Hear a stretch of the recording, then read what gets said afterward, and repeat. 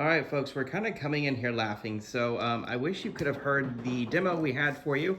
It was a lovely recording with the exception of that me, the music operator or recording operator, did not press record. So we have a secondary run through, which is a first for you. And long story short, we're going to jump into this fiddle. It's a 1500's replica or inspired, so really early style. This is a violin. It's modeled after a hardanger. Of course, it's not a hardanger because it only has 4 strings, no sympathetic strings. The most striking thing on this violin is, of course, is its unusual head. Its figural head is modeled after a Viking dragon head that's located in the British Museum. The violin also features so much bone inlay, purfling, hand done. Everything on this violin is bench made / scratch made. So everything you're seeing, including the pegs, have been hand turned. The Baroque style bridge. So this is really true to a 1500 style. So you're going to hear sounds of the 1500s. This is as violins made their evolution through the 1500s, 1600s, moving into your Stradivari, your Amati phase, etc. They have changed. So you get to hear the sounds of old.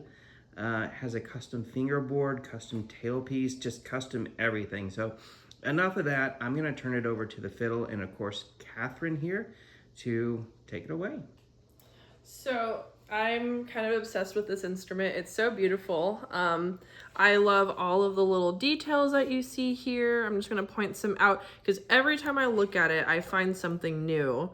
So you see the really lovely little bone pieces on the tips here.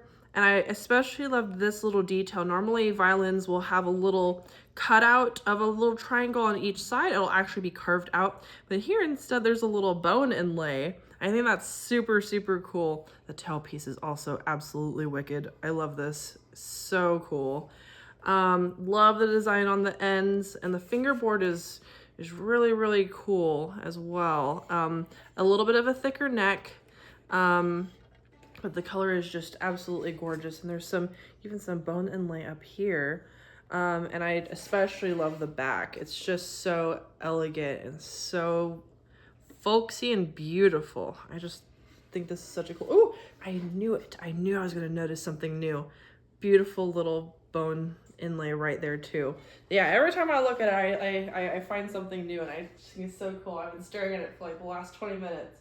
So I'm going to play a couple of Nordic folk tunes just to kind of have you hear what this instrument, since it's modeled after the hardanger fiddle, or inspired by it, I wanted to play a couple of pieces that a hardanger fiddle might play as well.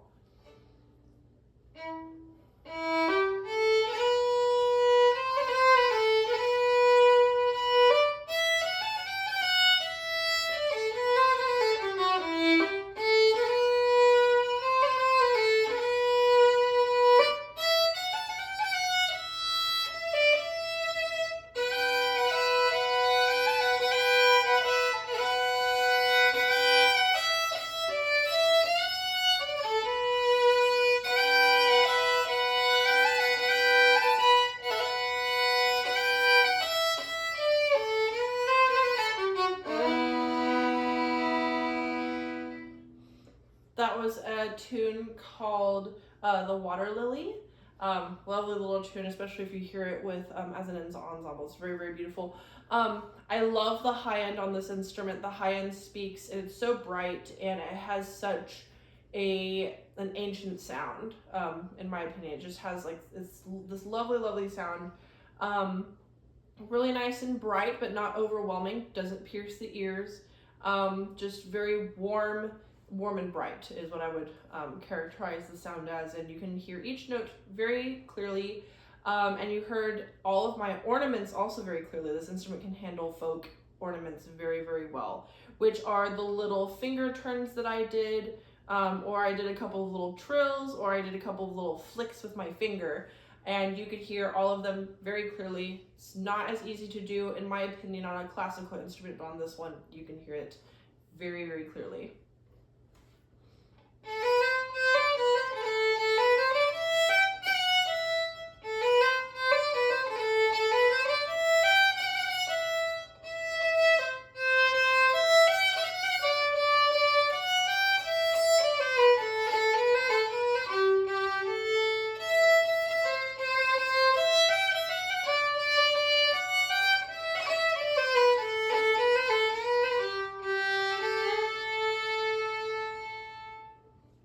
also can play very lovely in third position. I shifted a few times, which meant I climbed up higher in the fingerboard. I shifted a few times in order to hear what third position sounded like and to demonstrate it. Sounds just as good as first position, very clear. We don't lose any sound or resonance.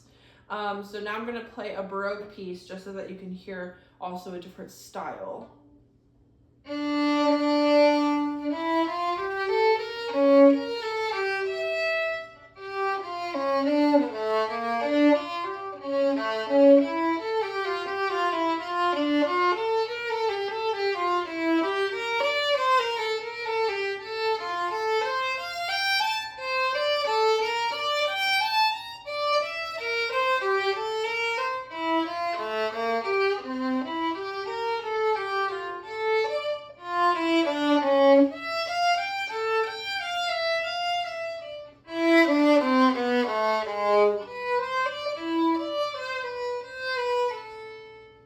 That was a little snippet of a Bach partita.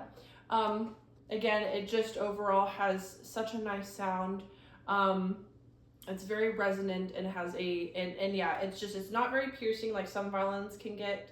And it is just such a treat to be able to play it, and it sounds as beautiful as it looks. So great instrument.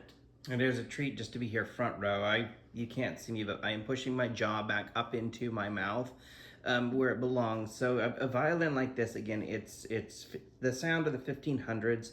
If you commissioned a violin like this with all the detail and inlay, I can't imagine you coming in less than $10,000 to $12,000 just to have this time and detail and love put into it. But anyway, Ivan Bonev has brought this masterpiece, this old ancient style violin, back to life, and Catherine here has definitely given us a wonderful workout. So thank you all for your time, and play on, my friends.